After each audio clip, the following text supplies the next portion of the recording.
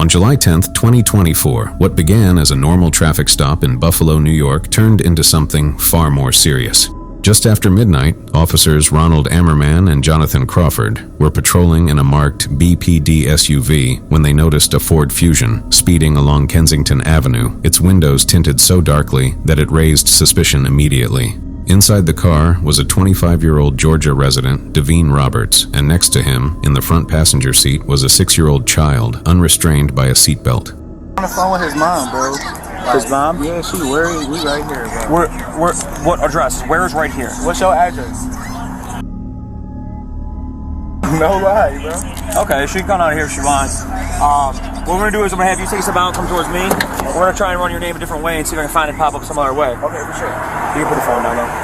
When the officers asked for identification, Robert handed over only a photograph of a Georgia driver's license on his phone, not a physical copy, which meant they could not properly verify it through the patrol car system. At that point, the stop still seemed routine, until the moment the officers opened the driver's door and politely asked Robert to step out.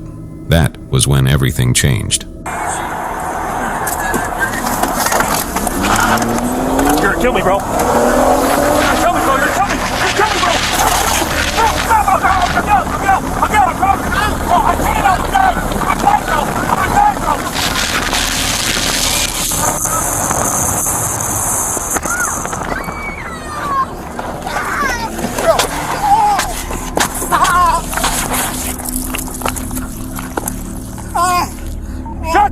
Shots fired! There's a kid in the car still! They tried killing me!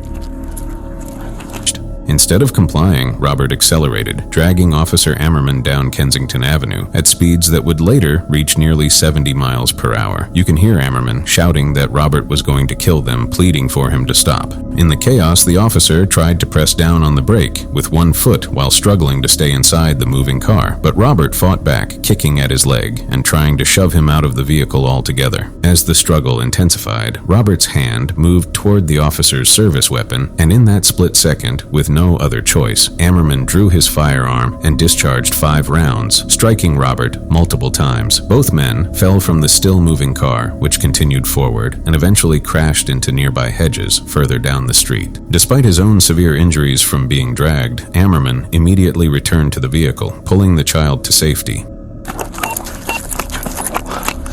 Shots fired! Shots fired. Location, please. Kensington! Halos! Wyoming Theater, shots fired. Come here! Come here! Come here! Come here, Gary. Come here! My phone! I got you, I'll get it! My phone! I got it, I'll get it! I'll get it! Okay, you okay? Yes. Okay, you're okay. My phone! You're okay. My phone! We get some more tires over to... My phone! Stay right here for a second. Did you get my phone? Radio Rush AMR to Wyoming, Kensington. Miraculously, the child was uninjured, though unrestrained, in the front seat during the entire ordeal. Robert was taken to the hospital where he was later pronounced dead. The entire sequence, from the moment the car accelerated to the final gunshots, lasted less than 30 seconds. Following a review by New York's Attorney General's Office of Special Investigations, it was concluded that Officer Ammerman's actions, while tragic in outcome, were legally justified, given the immediate threat to his life. Let me see your hands!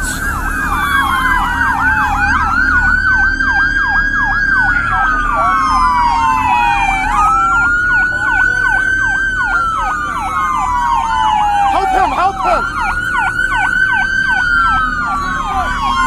Does he have a gun? I don't know where he's hit. I don't know where he's hit. Does he have a gun? Does he have a gun? I don't know. Ron was in the car with him. He's got gloves. I got gloves.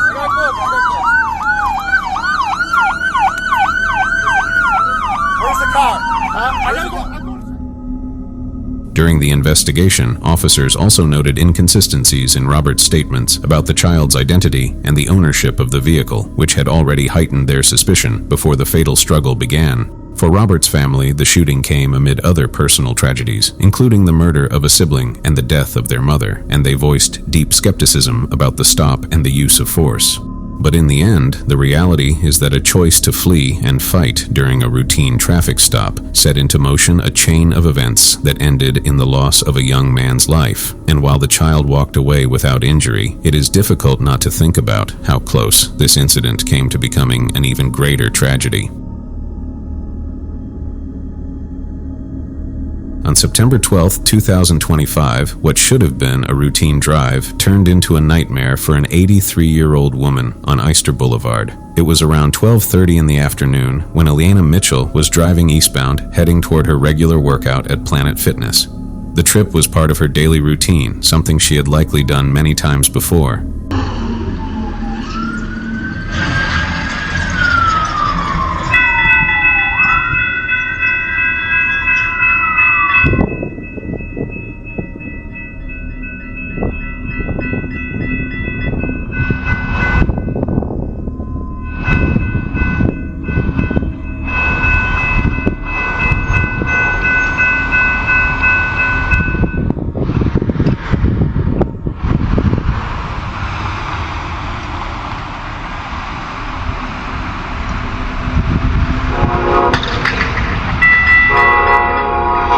But as she approached the railroad crossing that day, impatience took over.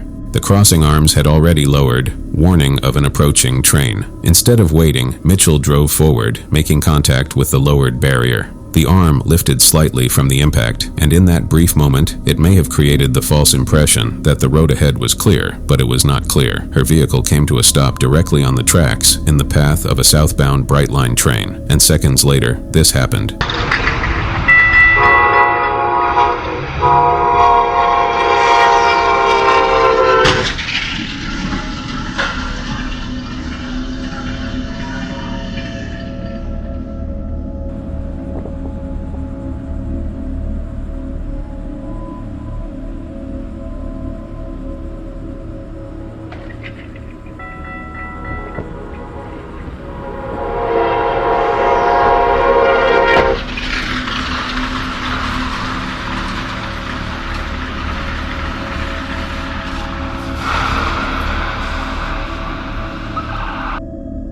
The force of the collision was immense. The train dragged part of the vehicle several hundred yards down the track before finally coming to a stop. When emergency crews arrived, they could do nothing. The driver had not survived. Investigators confirmed that the crossing was working as designed. It was equipped with standard safety features, flashing LED lights, warning bells, and dual boom gates. Federal rules require that arms come down at least 20 seconds before a train arrives, and post-incident analysis showed that everything had functioned properly. The arm was fully lowered before the car breached it, and the train conductor later reported seeing the vehicle stopped on the tracks before the collision. Some people quickly placed the blame on Mitchell, saying she should have waited and paid closer attention. Others raised questions about her age and whether she was still able to drive safely.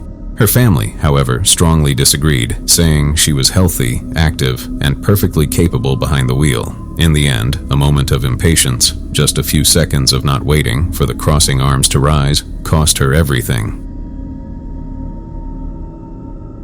On July 3, 2017, what started as innocent play among children in a high-rise apartment block in Changsha, China, turned into an unimaginable tragedy for a 2-year-old girl named Li Li. Changsha is the capital of Hunan province in central China, is a city of towering residential buildings where elevators are used every day as bridges between lives dozens of floors above the ground. However, in this particular apartment complex, young kids often roamed and played unsupervised in common areas like elevators, a common sight in many urban Chinese neighborhoods where grandparents or extended family handle childcare amid parents' busy work lives. You see, that day, Li Li was under the care of her grandmother, but she soon found herself playing with 3 older children, including a 5-year-old boy, who turned the elevator into their makeshift playground. These kids were pressing buttons and riding up and down for fun until this happened.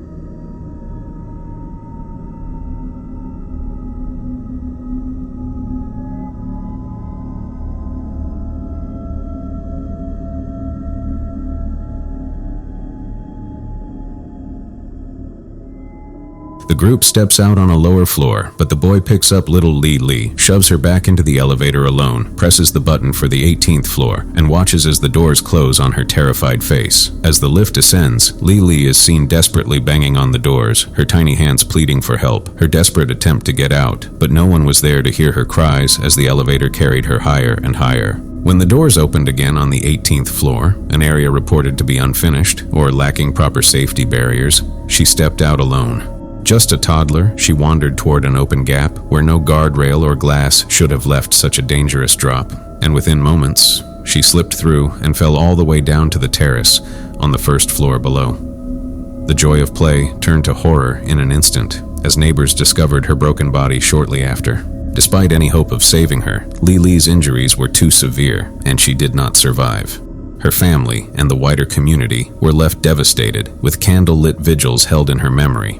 As of today, there's no detailed public update on long-term outcomes, but local police launched an investigation into the incident, though it's unclear if the young boy's family or the building management faced any formal accountability given the children's ages. Many people questioned the safety of these high-rise setups, especially in older or mid-tier apartments where gaps, unfinished floors, and missing safety features like railings or child-proof elevator locks are all too common. What remains most disturbing is how easily a toddler, left without close supervision, could be placed into a situation where a simple prank turned fatal, whether it was the unfinished condition of the 18th floor, the lack of barriers, or the absence of enforced safety measures. Every detail added up to a tragedy that should never have happened. Honestly, children should never be left to roam freely in these towering buildings, no matter how ordinary it might seem at the time, because in a place filled with hazards, one moment of neglect can lead to the kind of loss no family should ever endure.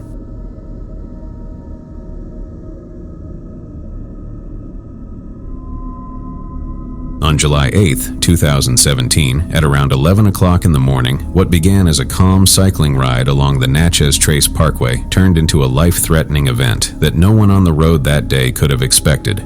Two cyclists, Goodman and 24-year-old Tyler Noe, were riding near the northern end of the scenic parkway, enjoying what seemed to be an ordinary summer ride. For Noe, it was especially meaningful, as it was his very first time, back on a bike since childhood, and by all accounts, the two were riding legally within their designated lane, keeping steady and predictable in their movements. For a while, everything was quiet and uneventful, until the moment a sharp honking sound cut through the air, followed by the rising roar of an engine. At first, a white pickup truck passed the cyclists safely in the opposite lane, giving them no reason to feel alarmed. But within seconds of that truck clearing the road, something far worse appeared behind them.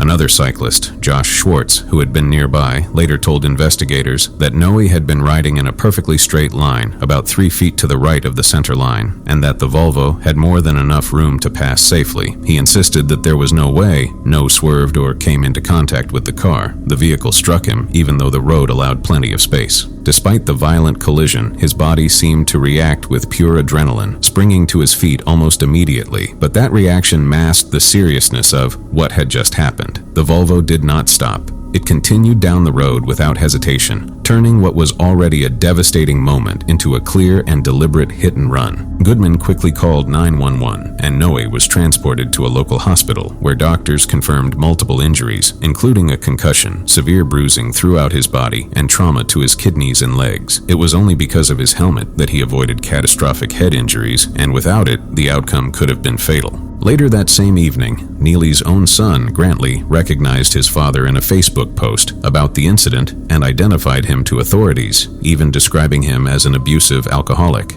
Marshall Grant Neely III was arrested soon after, facing multiple state charges, including felony reckless driving and failure to render aid, though he was released on an $11,500 bond. Neely's actions not only led to criminal charges, but also cost him his career at the prestigious University School of Nashville institution, where he had worked since 1995. On May 21, 2018, he appeared in federal court, pleaded guilty to all 3 charges, and was sentenced to 10 months in federal prison, along with a $10,000 fine. Tyler No later filed a civil lawsuit seeking $850,000 for his injuries, along with up to $1.6 million in punitive damages. Despite the physical and emotional toll of the incident, Noe made a strong recovery and, according to reports, planned to continue cycling even after such a traumatic ordeal. In the end, it is clear that if Noe had not been wearing his helmet that day, the story might have ended in tragedy rather than survival, and what was meant to be his first ride, back on a bicycle, could so easily have been his last.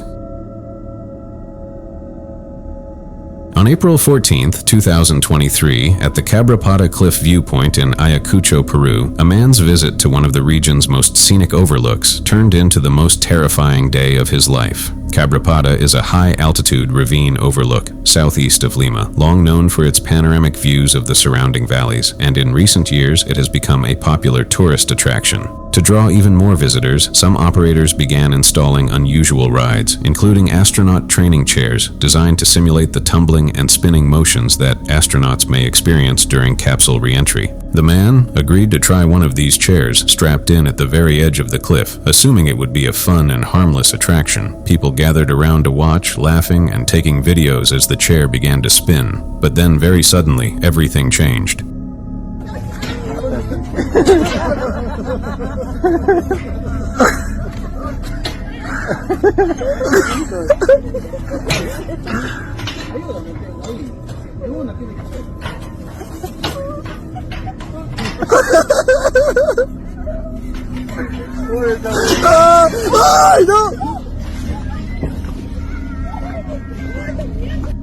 The motion of the chair grew more violent, shaking and wobbling in ways it was not meant to, and before anyone could react, the entire setup tipped over and slid down the steep slope of the cliff. For a moment, the onlookers could only watch in shock as the man disappeared over the edge, still strapped tightly into the contraption. It was fortunate that he remained secured by the straps and had a helmet on, which spared him from instant death, but the fall left him with severe injuries, and he was rushed immediately to the hospital. While there has been no official update on his condition, other sources later suggested that he recovered from the ordeal. In the days that followed, many questioned why such a dangerous device had been placed at the edge of a cliff in the first place, especially when the setup appeared to lack any meaningful safety features. As per the reports, the chair had not been properly anchored to the ground, making it unstable when subjected to the strong rotational forces generated by the spin, and there had been no trained operators present to monitor or control the ride. In the end, it was sheer luck that he survived at all. If he had not been strapped in or wearing a helmet, the fall would almost certainly have been fatal. But even with safety equipment, the idea of spinning people in astronaut training chairs at the edge of a steep ravine seems reckless, and many believe tourists should never have been put in that position to begin with.